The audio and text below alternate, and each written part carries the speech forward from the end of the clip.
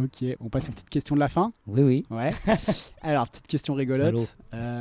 Quel mot que tu préfères? Le mot que tu préfères? Le mot que je préfère? Ouais. Pour te faire chier, bienveillant. Ah oui, c'est vrai que je déteste ce mot.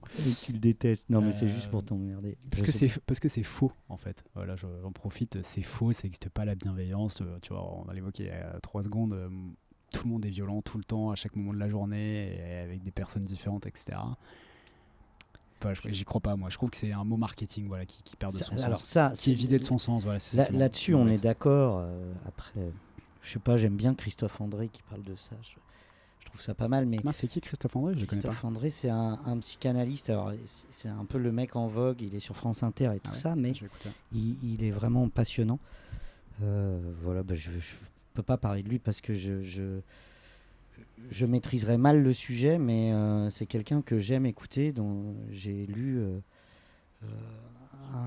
Il a fait un livre que je trouve remarquable et que je recommande. En fait, il s'entretient avec Mathieu Ricard et Alexandre Jolien. Ça s'appelle 3 amis en quête de sagesse. Et il parle justement de bienveillance et de choses positives. Voilà. Et je trouve ça bien. Et je trouve qu'on a besoin de ça.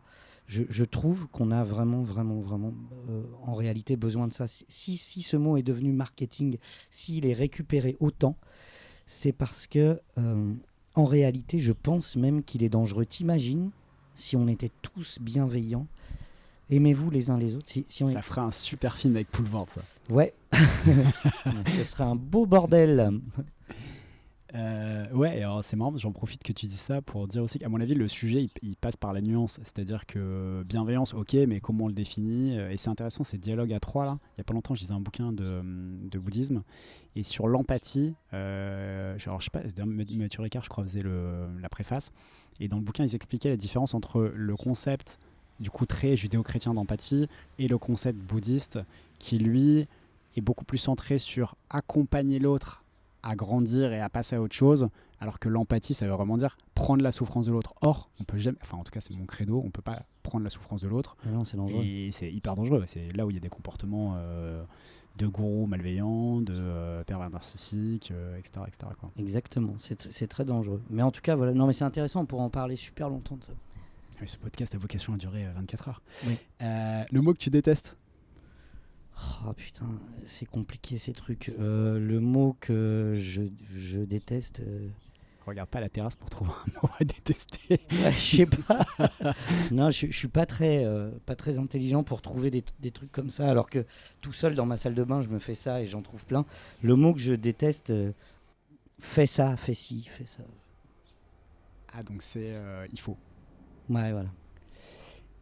Le père. Le bruit que tu préfères? C'est pas les voitures, hein, le bruit du vent là dans les arbres l'été. Ah, j'adore. Ouais, c'est complètement bateau ce que je dis, mais fan. c'est vrai. Non, c'est pas bateau du tout. La qualité que tu préfères chez les autres? Juste les questions, elles viennent de Proust, hein, c'est pour ça qu'elles font chier. La qualité d'écoute. Les gens qui savent écouter sans avoir envie de prendre la parole, parce que quand tu prends la parole, tu parles forcément de toi. Mais déjà d'écouter vraiment, ouais, ça c'est une qualité. On se dit tiens, lui ou elle, wow, c'est quelqu'un qui sait écouter, et en fait il n'y en a pas beaucoup. Mais écouter en toute simplicité et sans même pouvoir dire après qu'est-ce que j'ai bien écouté, genre je l'ai écouté parler pendant des heures, c'était incroyable. Non, des gens qui écoutent vraiment, voilà.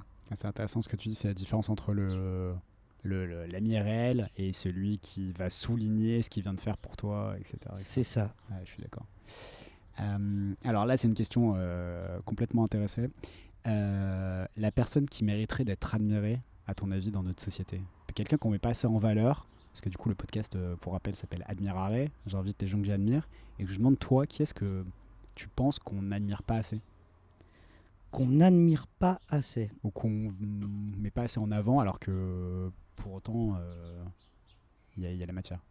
Une personnalité, tu veux dire? Ce que tu veux. Ça peut être quelqu'un de proche. Pour moi, c'est je pense que quelque part se cache un Ken Loach français. Et j'aimerais bien qu'on le découvre et qu'on l'admire. Je sais pas où il est. Ah, c'est pas Bruno Dumont, tu crois? En plus bizarre. Non. De Bruno Beaucoup plus Dumont. bizarre. Non, c'est autre chose, Bruno Dumont. Mais J'aime bien, ouais. j'ai vu tous ses films. Hein, donc, Ouais. mais Petit quinquin pour ceux qui n'ont pas vu, enquête dans le nord de la France, à Dunkerque, avec des acteurs qui sont pas des acteurs professionnels, certains qui sont qui ont des visages, vraiment des gueules.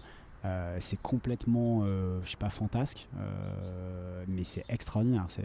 non, c'est génial, mais on n'est pas encore chez Ken Loach. Voilà, un Ken Loach français ou un Johnny Rotten français ou un Morrissey français. Enfin, tu feras le point entre ces trois-là, je viens de citer. Il y a un point commun. Et c'est peut-être pour ça qu'ils n'existent pas tellement chez nous. Regarde, c'est quoi le point commun? Ton avis? Je sais pas. Sinon, je l'aurais dit, je l'ai pas là. Ils viennent tous les trois de la classe ouvrière. Ouais, je vois ce que tu veux dire. Et pourtant, les bourgeois qui racontent la classe ouvrière, c'est gênant. Ouais. Ils ont fait de la musique, ils ont de l'humour, ils ont tout ça. Et voilà. Je trouve qu'en France, c'est marrant d'étudier le mouvement punk et évidemment les punks français qui pensent avoir tout créé, viennent à peu près tous de la bourgeoisie, alors que les punks anglais, les vrais donc, viennent du monde ouvrier. J'ai l'impression de dire des gros mots quand je dis ça. Ah non, c'est gênant. C'est vrai qu'on dit bourgeois, c'est un mot qu'on n'entend plus. D'ailleurs, maintenant, on dit bobo à la place de bourgeois. Bah ouais. Alors que le bobo, c'est un bourgeois, en fait. Bah ouais, je crois. Qui a la good life, c'est tout. Voilà. Puis on n'a rien contre lui, mais c'est juste qu'il est partout. Ouais. Ok. Alors, dernière question. Qui est-ce que tu voudrais voir te succéder dans le podcast? Qui est-ce que dont tu es curieux du parcours et tu voudrais ou tu trouverais intéressant que j'invite pour justement connaître son parcours? Qu'est-ce que tu admires aussi, toi, d'une certaine manière? Qu'est-ce que tu admires et dont tu voudrais connaître le parcours? Voilà. Ça, c'est une vraie bonne question. Y a, je pense comme ça immédiatement à un de tes camarades qui s'appelle Karim et que j'ai découvert cette année, voilà, et que j'aime beaucoup, et je trouve que sa démarche de venir s'inscrire au théâtre était vraiment quelque chose de profond. Et je sais qu'il en a chié, mais qu'au final, il a dépassé beaucoup de choses. Je pense qu'il a beaucoup de choses à raconter. Mais il n'arrive pas trop à les raconter. Je sais pas s'il va le raconter. Ouais. Bah ouais, mais toi, t'es bon, tu vas arriver. Il me faut quand même des petits axes, parler, des petits prismes, tu vois. Voilà. Ok, c'est noté. Merci beaucoup, Chris. On te remercie tous. Je sais pas si tout le monde va me remercier, mais en tout cas, moi, je te remercie. Voilà, je m'excuse auprès du show business et des bourgeois. En tout cas, j'en profite pour, du coup, te remercier pour tout ce que tu nous as donné cette année, au nom de tout le monde, parce que j'imagine qu'ils auront envie que je le fasse. Et puis aussi pour cet entretien, pour la sincérité. Et je suis sûr que ça va être un gros carton. Voilà, à très vite. Merci, salut Mika. On est bien là, il y a un petit courant d'air. Merci de nous avoir écoutés, j'espère que vous avez kiffé, que vous avez appris des choses et peut-être même pris conscience d'autres choses. Si c'est le cas, n'hésitez pas, partagez ce podcast avec vos proches, et si vous voulez me suggérer des invités ou des thèmes d'entretien, sur ce sujet je suis particulièrement à l'écoute. Et si vous avez des remarques ou des commentaires, vous trouverez les coordonnées du podcast et les miennes dans la page de description de l'épisode. À bientôt pour justement le prochain épisode. Mais vous savez, l'amour et l'amitié, ça marche avec l'admiration.